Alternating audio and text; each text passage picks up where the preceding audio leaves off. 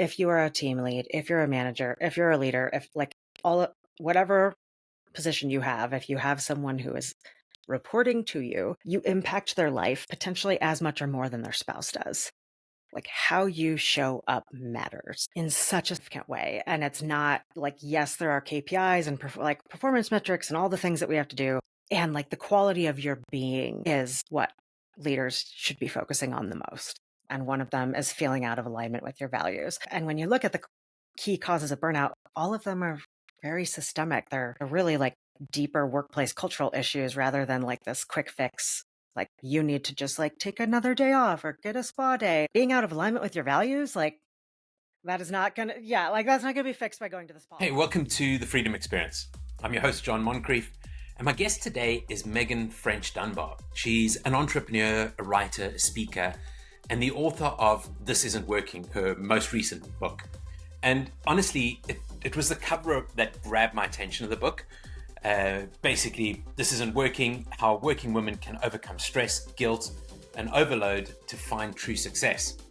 So as someone who works alongside some incredible women, my partner, my daughter, my team, I saw the title and I thought to myself, I need to read this book. I need to get a woman's perspective, and I wanted to understand more about what's really going on in women's lives in the workplace today.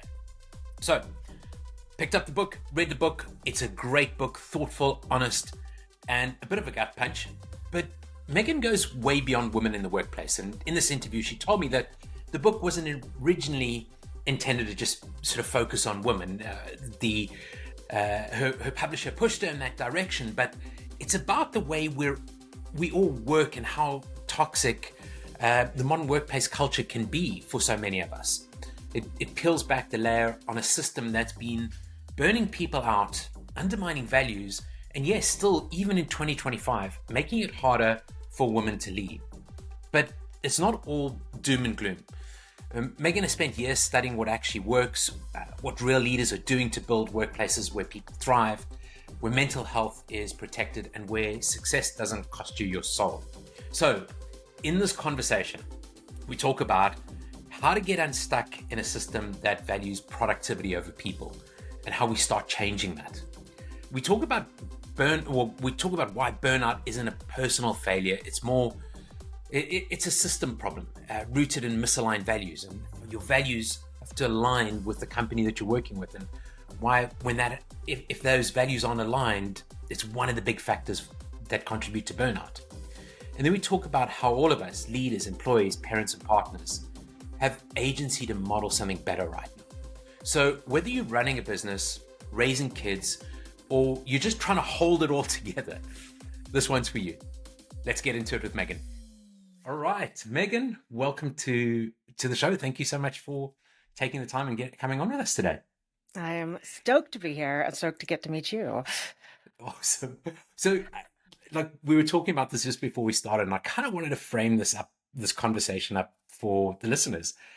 I have two daughters. One of them works with me. I have a partner in a global organization, a full team of really inspiring women. And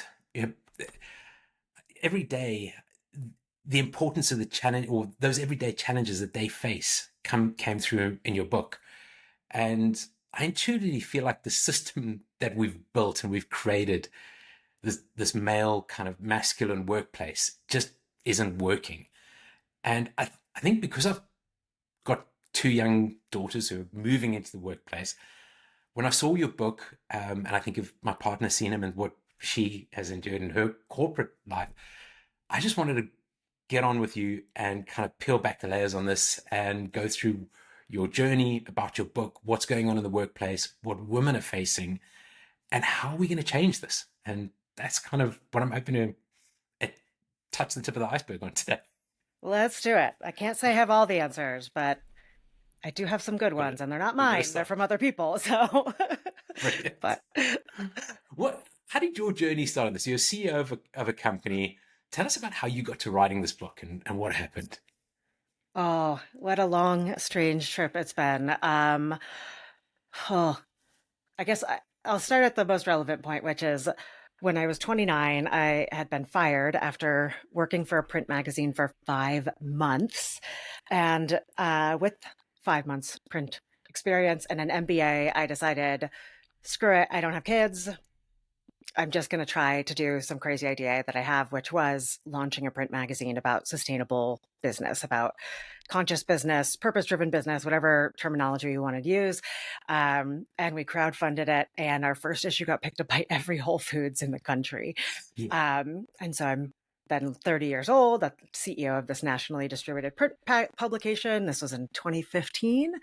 And it was a gorgeous journey for so many reasons. I did the full entrepreneur's journey of like getting investors. We brought in 21 angel investors, raised nearly $1 million, built a team, scaled the company. We sold the company. I stayed on as CEO under a wholly owned subsidiary brand. We had events and podcasts and the magazine and the whole thing. And what was so incredible about it was that I got to interview what I think Yeah. of as the most successful business leaders in the world, who are the people that have figured out how to be profitable and make the people whose lives who work for them better, make the environment better. They're not profiting at the cost of someone else. They are, in fact, improving people's lives. Like, I think that is success, right? Yeah. So I got to interview over 1,000 of these people and learn from them. And I am a total business geek and I love learning about this stuff. And so I just kept absorbing all of the information. I ended up the bad part of this, because there's always like dual sides of everything, as I was destroying myself in the process Mhm. of being an entrepreneur. And I just like lived and breathed my company. I, was putting off having kids. I wasn't sleeping. I was working nights and weekends. I wasn't seeing friends and family, and just burning myself out in this pursuit of accomplishment and wanting to be successful. And I really Yeah. believed in what I was doing and felt like I had something to prove and all sorts of things. And so ended up right around 2020, I resigned from my own company, which was so hard, but I had no gas left in the tank. And I resigned in February, and March 13th, 2020 was my last day. March 17th, we were in lockdown, and I had a 9-month-old son. So I went from full time CEO to full time To mom overnight. Um, and there's a couple years of there of deep and profound personal depression and anxiety and trying to figure out what I'm doing with my life. And this question came out of it, which became the genesis for the book, which is, can I return and have what I would consider to be a successful career and not destroy myself in the process? And so I thought about all the people that I had interviewed, and I would meet people who were thriving, who were happy, who were running multi-million-dollar companies or big name authors. And they actually seemed like they weren't depressed, anxious, chronically stressed, and burning out like most people are. So I was like, I'm going to study them, and I'm going to study the people that have built workplaces where the employees feel that way too. And what I thought was like, I hope I can get a little local publisher to publish this book, became a much bigger project. I signed on with the third largest publisher in the world, Hachette, and the book came out last month, and or this month, earlier congratulations. this month. Yeah. And yeah, that's the long story on how I got to the book. Happy to go into any more detail, but I feel like I spoke a lot there. Yeah. Was there a sort of tipping point, some that you thought this needs to come out? This is something that just drove you over the edge. I got to put this Yeah, in a book. And I feel like like those moments where you realize like my personal problem is much bigger than me. It's yeah. like, yeah, I would like to come back and figure this out. But the more that I dug into the research and was talking to people, when we look at it, we're coming up on, I think, 4 billion people in the global workforce. And then when you look at the statistics around chronic stress, burnout, mental health issues, it is, to the tune of 60, 70, as high as 80% when it comes to some of these issues. And then when you take that out a step further and look at what the impact is of chronic stress, of burning out, of anxiety, of all these things on our mental and physical health and well-being, this isn't just a women's issue. This is a every human being issue. These degrade Yeah. and deteriorate our mental health, our physical health, our ability to grow and repair tissue. It compromises our immune system. Like, there's all of these ramifications, but we're not putting together, like, the way that I'm working is actually, in some cases, killing people. And where, there's this bottom line, profit at all cost mentality. And we've just normalized just totally overextending ourselves in the name of success. And it's a Yeah. tremendous pervasive issue. And there are solutions that make it better business. And so it's like one of those things where I was like, oh my God, if we could, even if, let's call it 10% of company leaders adopted these new playbook practices of the leaders who are actually building workplaces where people go to work and come home happier and Yeah. healthier and having their well-being supported as a result of going to work, not having their well-being destroyed as a result of going to work, that changes, like, and yes, this is like a huge statement and I feel very cliche, but it like changes the entire world. Yeah. Like, I can It's like, still remember my dad coming home so stressed, and it genuinely impacted the quality of my family life. Like, and that circle tends to just kind of play out and play out. I mean, I remember my father working to whatever hours, and we don't think about our mothers as well and the things that they're going through. But there's this huge amount of stress, and as youngsters, we probably say, well, won't do that ourselves, but then we land up going into the same cycle. I can see I've done the same thing to my children. It just doesn't seem to ever end. And I think I look at what's going on, I'm more optimistic about change.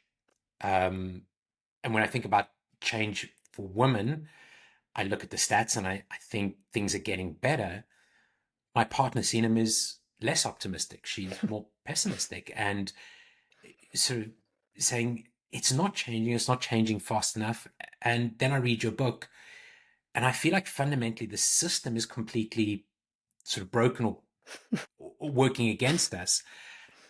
And the question she put to me while I was walking this morning, I'd just been reading, got up and went for a morning walk. She said, what's the solution? And is it small steps or is something more fundamental got to change here? And I know that's a big yes. question and loaded up, but short Yes answer to is all of yes. that. Yes to all of that. I mean, I'll work from the macro to the micro. There is like Good. a fundamental, gigantic shift that, if in fact, if it happens, it changes the way that we work. And that is something I've been working on for the last 10 years, which is moving from shareholder supremacy, Yeah. profit at all cost, having a fiduciary responsibility to maximize profit for shareholders, which is like 1970 to now has become this fundamental belief that we have, and moving that towards stakeholder oriented business of maximizing the benefit to all of your company stakeholders. This is, stakeholder capitalism, stakeholder business, however you want to call it. But this is, I mean, we're seeing in 2019, the Business Roundtable, which is, I think it was like 181 of the largest CEOs in the world, largest CEOs of the largest companies in the world signed on to their new statement of a purpose of a corporation. And they in fact came out and said the purpose of business is to maximize the benefit for all stakeholders. And this was this like sea change moment where I was like, oh my, Like, because I'm a total business dork, like I was like running around, like holding up my phone and just freaking out, like, do you see this? Oh, like, everybody look at this, everything's going to change. And it didn't. Because, big surprise. like, it's like the perception we like the publicly traded markets and quarterly earnings reports and this idea of fiduciary responsibility, like until that changes at some of the largest companies in the world, it's going to be a hard mountain to climb. And to the micro agency part of things, like every single individual action counts. And that it doesn't matter if you are the CEO of a company or a mid-level manager or a brand new assistant coming in, every single person, when you walk into the workplace on a daily basis, you impact the people around you. And Yeah. people are like looking to you, even regardless of your title, to mirror behaviors. That's how we work as human species. We're very, very socially connected little cute creatures. And when we see people doing things in a better way, we want to do things in a better way. And so we all have micro agency and can change things every single day. I have a lot of hope. I get to hang out Yeah. with all these humans who I get to talk to, these people who are actually doing it a better way. But like this book, I was like, wait. Like there are solutions. It's like a win-win-win-win-win. Like there are solutions that make people's lives better, like the managers and the employees, makes it so the world is better on its own, but it's improving performance across the board for these companies. Like Tarani Syrups has grown 20% year over year for 33 years in a row as a result of employing these practices. So that's what gives me hope, is like the recipe is there. It's totally possible. I mean, so is it just those small moves toward, when you think about the analogy of throwing the starfish back into the sea one at a time, or small moves, or is there something kind of more profound we should be looking at doing? Or does it come from small business? Is it, we talk about the change in quarterly earnings, and are all the small businesses trying to be too much like the big businesses, or should small, medium-sized businesses be where the change is being affected? Oh my gosh. We're just going to go all over the place here. I love this. So I have so many different ideas on this, because there are models of small to mid-sized enterprises that are still not publicly traded and don't have extreme external investor pressure on them, where they can actually just like really live into their values. I mean, examples of this are like Eileen Fisher. She's been Yeah. around for 35 years or something. I think she took in like a teeny tiny bit of outside capital from friends and family at the very beginning, but then beyond that, she's grown organically for 35 years, so she can do whatever she wants. And with that, she was like, I am going to do every single possible thing I can to reshape business for good. We're going to be employee owned, profit distribution, sustainable apparel coalition. We're going to go through our supply chain and make sure there's like everyone's trained on human rights. We're going to build entire ecosystem in our community. We're going to repurpose our fashion. I mean, like, the amount of stuff that she has done because she has the freedom, because she hasn't taken on a tremendous amount of outside capital, she can do that. So that's like one example. Or Lisa Curtis, Cooley Foods. I think she just closed her Series B. She's raised, I think, $10 million at this point, from VCs.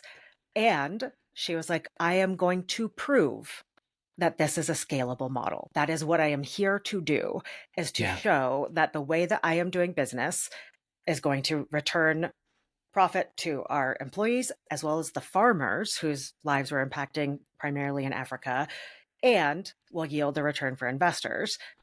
That is why I'm scaling so quickly, is because I want to show that this can scale.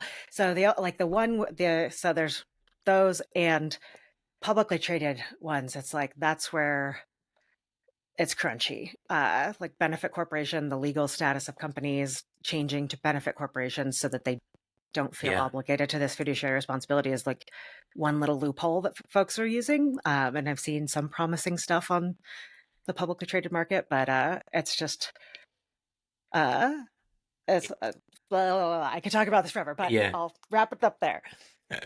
Are the wheels moving forward, do you think? You're optimistic. The changes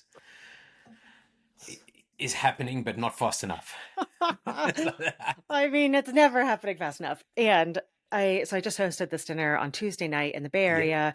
We invited all these extraordinary women who are reshaping business, and there was multiple conversation around the fact that people were feeling disenfranchised and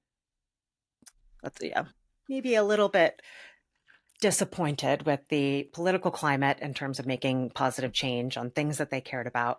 And they were like, so business is the answer. And I was like, like it's like the largest aggregator of human potential on the face of the planet. Like there is no one in the world who business isn't impacting. Like so that's where the answer lies. Like like when people are seeing that and being like, if business is the answer and there are solutions that we can deploy that are working, like this is a very obvious solution. So I feel hopeful in that regard. And I have a 3-year-old and a 6-year-old. Like I will never feel like things are changing fast enough, because I want them to have such a better world than where we're at. 23-year-old, 18-year-old, and a 15-year-old, and I'm I don't want them to go through the same kind of meat grind scenario that the rest of us have gone through. And Yes. I sometimes I wonder.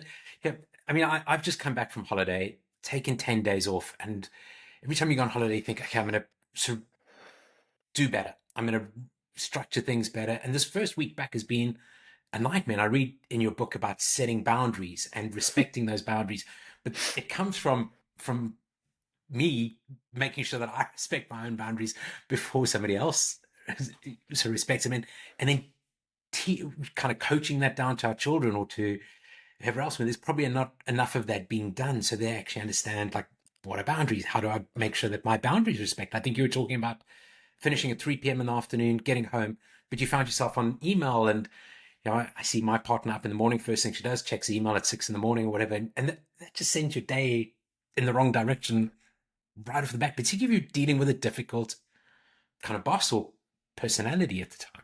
Hmm. Yeah, and one of the things that my children are so helpful for me is like they're a mirror of Yeah, like they're always absorbing whatever I'm doing, even if I they don't if I like I don't think that they are, but like I do not have my work email on my phone. I don't have Slack on my phone. I have nothing work related on my phone. And like there's I love occasionally it. like when I'm hosting an event on Tuesday and I'm like, oh, I have to like pull out my laptop in the middle of a coffee shop because I can't get to my work email. Like there's occasionally times that's annoying, but So you keep that boundary. It's if I'm going to do it, I'm going to get on my laptop. I do I not have have work mail on my phone. That, like yeah, I have the two-step authentication. So like if I even wanted to, I'd have to open my laptop to open it on my computer. But I have held it for 2.5 years. And yeah, my husband has his work email on his phone, and like my kids will ask, like, "What do you do? What are you looking at?" And yeah, my husband will be, I have a client who needs something right now, and they have never seen me on the phone working. I don't work when I'm with them at the park, when I'm, and so they're seeing that from me, and it's such a different, that like kind of even just learning. that one Yeah, boundary. Yeah, like they're seeing that like it's the phone is not for work with me, and that is they're learning a new way to be, which I never thought I would be like yeah, worried about my kids using cell phones because they're working too much. But when you have access to it, it's like having junk food in the house. Like if it's there, you'll touch it.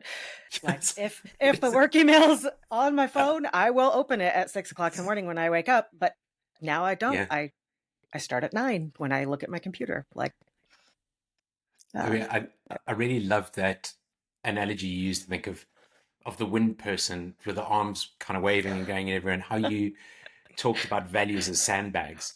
I just thought that was such a great description of how I think so many kind of people feel. But you you talked about values, and you talked about values, um, so the link to burnout. And I think this is such an important thing that we have to understand what our values are. And I think you sort of talked about some of your values in the book, and we have to align those with the workplace. But I never really thought about them in terms of burnout before. And I'm curious about your kind of thinking about that, because I thought this win person analogy was brilliant, and values anchoring you as the sandbags. But then kind of you ultimately, I mean, I imagine this win person eventually is going to start tearing up, even if the values are kind of holding them down. How are you thinking about values and alignment in the workplace? Because I really think that's critical. yeah, there's two elements that I mean, and this is not my research. This was just research I think came out of UC Davis, but looking at the 6 core primary causes of burnout, and one of Yeah, them is feeling out of alignment with your values. And when you look at the key causes of burnout, all of them are very systemic. They're really like deeper workplace cultural issues rather than like this quick fix. Like you need to just like take another day off or get a spa day. Like being out of alignment with your values, like there's a big that's not problem, gonna, right? yeah, like that's not gonna be fixed by going to the spa. Yeah, Like having a lack of community and feeling isolated, like these are like very significant issues and that are causing burnout. And so that's one of the key causes of burnout. And so many of us are doing work because we have been told from a young age of like the reason that we have a job is to make money and to make the most money humanly possible and to accomplish the most and have the most amount of achievement. And like I grew up like in a place where I've been making my own way in the world since I was 18. So like Yeah.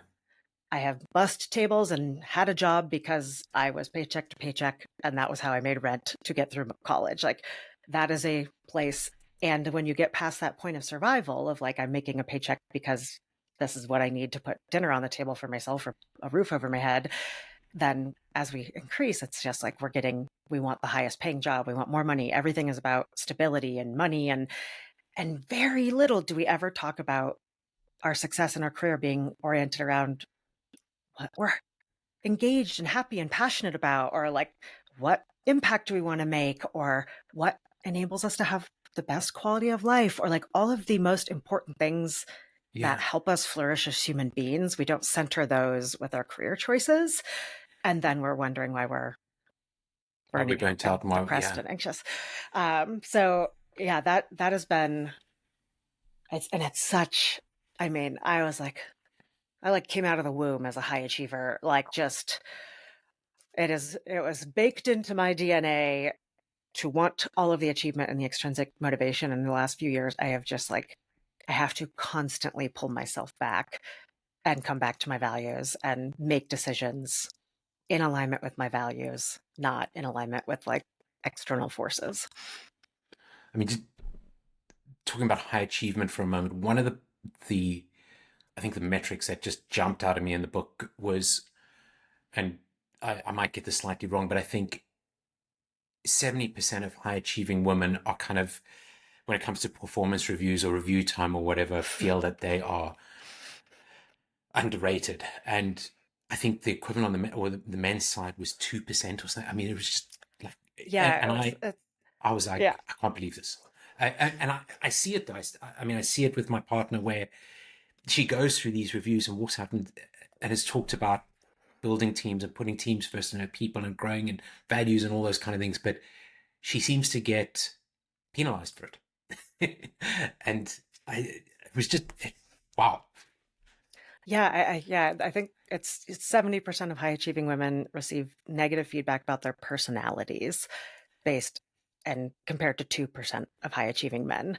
And that was like That's, like just, I mean, and this is where, I mean, this can be a very hopeful thing or a very not hopeful thing, but this is what I've been choosing to focus on as a woman is yes, women are ascending to the highest levels of leadership for the first time ever in the history of business. And that does not mean that we're having the same experience as men. Like every single statistic and every single marker of gender equality yeah, continues to demonstrate that we are having a vastly different experience in the workplace, including 9 out of 10 people worldwide still holding fundamental gender biases.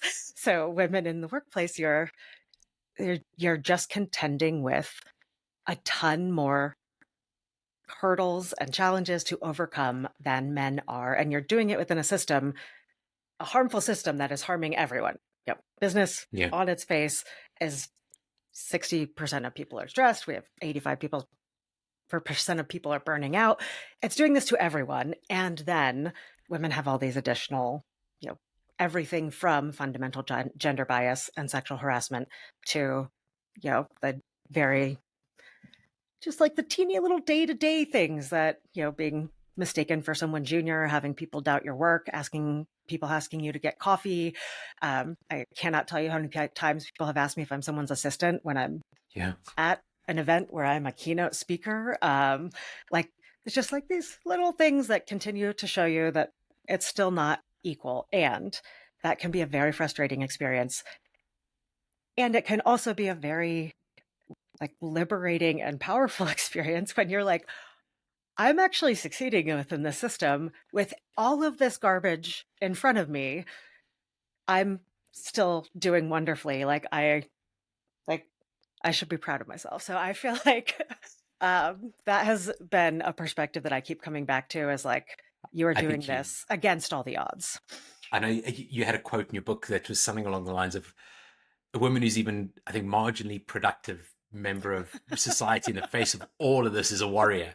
And I was like, that's, I mean, Yeah. I got a little hyped up writing the book, you know. I thought it was a great description, but I mean, I think of my daughters, I think of a partner, I think, you know, you are warriors.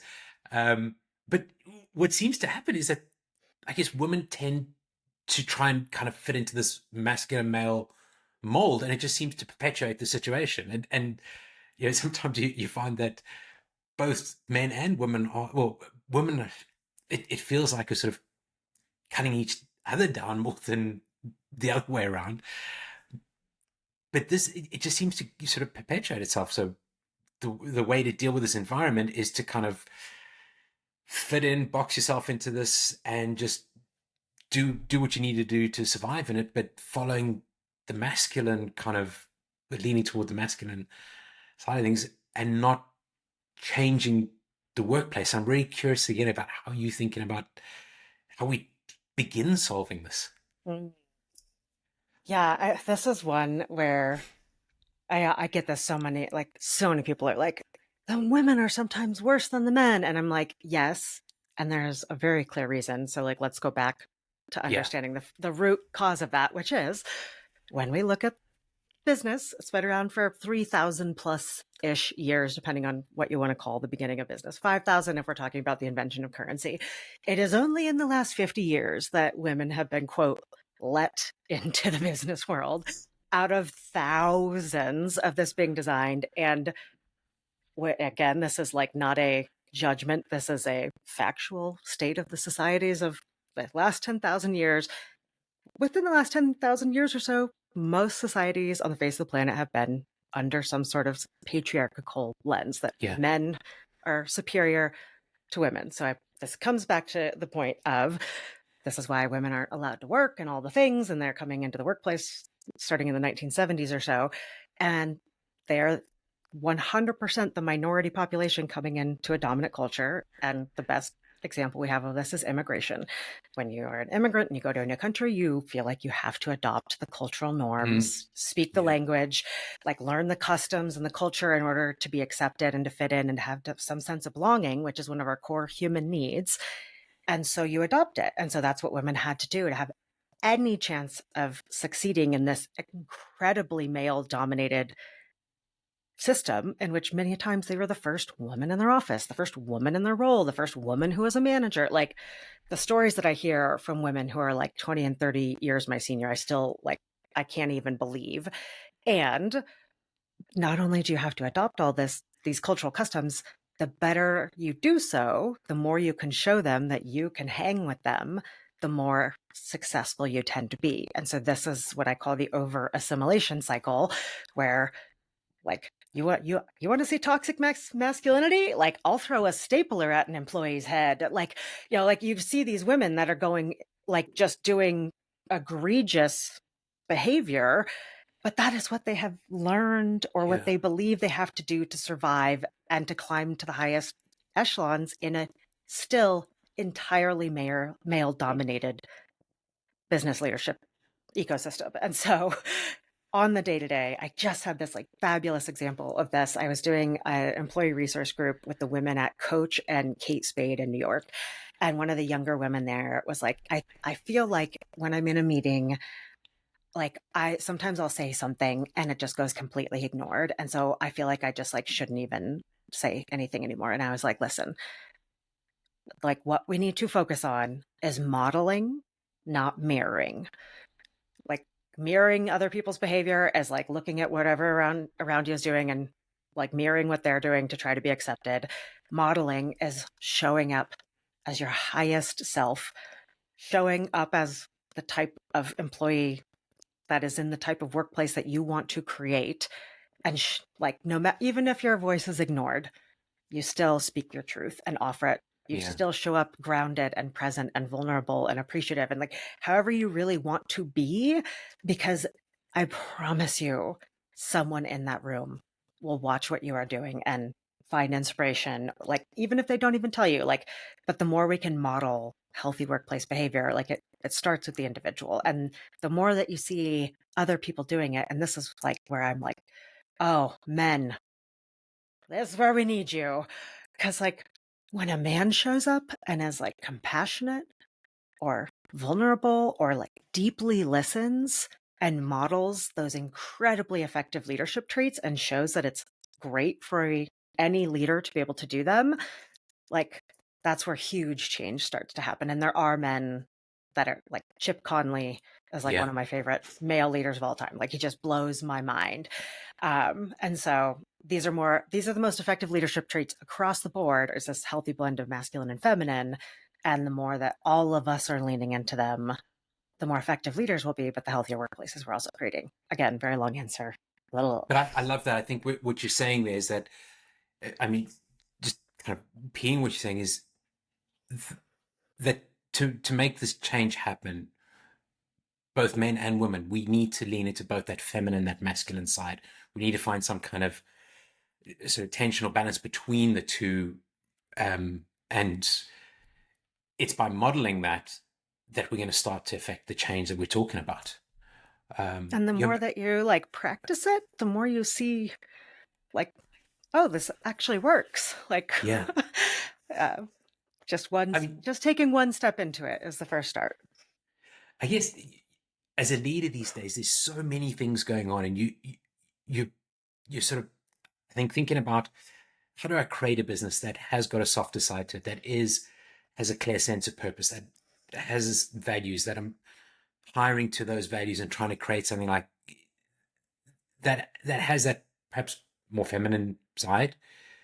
Uh, there's a more masculine side to business as well, but I feel like we kind of keep getting pulled back toward the more masculine side. Maybe I'm not getting this right, but it feels like when times get tough or we're having to navigate difficulty, we get pulled back again to the kind of harder numbers driven execution type stuff, and we tend to forget the importance of kind of how purpose and values are going to help us actually navigate through those difficult times, and how much we need that. Yeah. um yeah. I mean, I mean, and this is like true of all of us as humans, when times get tough, like how you show up is actually what your character is. And Yeah. so I feel like we just had this conversation with the women's ERG group. We had this, pretty solid backlash against DEI and ERGs and all of the stuff happening within workplace culture. And a ton of organizations have just cut all of those programs. The ones that didn't, those are the ones that are actually doing the work. And so like now is the time to look at which companies are still walking the talk, because like those are the actual ones that it's not just window dressing and they're That's not where it's just like, genuine. Yeah. yeah, like when things get hard, what do you Yeah, stand for? that's right. I mean, I was just sort of thinking about that as well in terms of the leader of those companies, and as somebody who leads a business myself, what are the kind of things that as men particularly we need to be thinking about? I mean, we talked about modeling, and you used a fantastic example there, but as a person leading a company and growing a business, what are the kind of things that I need to be aware of as a leader in making this, being part of this transformation? Mm. I mean, I think the thing that I always kind of come back to is like, just like come back to the basics of fundamental humanity. Like, Yeah. it's like, see, it feels like it's so simple, but I mean, like the practices that I found across the board that were game changing at organizations in terms of building exceptional workplace culture were simple things like individual one on one check ins. Like, how often are you doing them? Are you expressing regular appreciation? Are you giving people feedback, in a very constructive and Yeah. helpful way? Is the gratitude that you're giving to people, is it specific? Is it genuine? um, Checking in with people like at the beginning of meetings. The people from the deliberately developmental organizations, DDO, the researchers around that, they found that the common thing that every single manager at these high performing companies did is they checked in with everyone at the beginning of the meetings. Like, how are you really? Like, as a human being, how are you today? Just Yeah. take 5 minutes to check in with people. So it's just coming back to the basics: listening, communication, It's those appreciation. fundamental things that we we all know that we should be doing, but it's actually kind of making sure that we are in fact doing them. Yeah, it's I think really thinking about it. I mean, doing those fundamental things, you start to see the difference anyway. So it is going back and just doing them, and yeah, And it also just feels better, like for you as a leader. I don't think most people want to be callous assholes. I like I think most of us would prefer a situation where we feel connected with the people that we're working with, and we feel like they appreciate us. Like, we're yeah. social And creatures. you had a term I think you used between two types of leadership styles and authentic leadership and hang on, Assimilated. yeah, I, that was really interesting as well. And maybe if you kind of tell us a little bit about how you're thinking about that as well. Yeah, that I mean, a lot of that is the like coming in and trying to adopt what everyone else is doing. That's assimilated leadership. And it's the book that just like blew my mind on this. I was looking around in my office for it, but The Myth of Normal by Okay, Gabor Mate. He talks about how we have two fundamental core human needs: one, belonging; two, expressing our individual authenticity. And when we go into a workplace, we most often want to feel like we belong. And so we act like everyone else around us. We try to do all the things. And so we assimilate into what everyone else is doing because we want to belong, because we have that core human need and we feel like our yeah, career depends on that. The expressing our individual authenticity gets completely subsumed. And then that's, we feel like we can't be authentic in the workplace. But then again, all the research bears out, the more authentic you are, the more you really bring your full self to the table, the happier you are and the more effective of a leader you are. So, yeah, uh, yeah, yeah. So, and it goes back to what we were talking about earlier, where kind of trying to assimilate into that environment is where, into that masculine type of environment, is where the problem really is. You've got to be authentic, you've got to stick to your values, be authentic. Um, I suppose if there's one thing that you'd want every listener to take away and put into action tomorrow, like what would that be? You know, whether they're a leader, an employee, a parent, partner, Mm. what's something that can help us move this forward? The thing that stuck with me when I was looking at this research was there's two stats. One was that 70% of people now say that their manager or leader has as much or more of an impact on their mental health as their spouse does.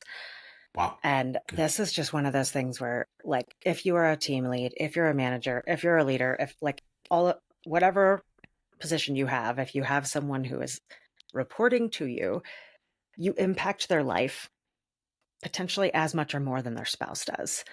Like, how you show up matters in such a Yeah, significant way. And it's not like, yes, there are KPIs and like performance metrics and all the things that we have to do.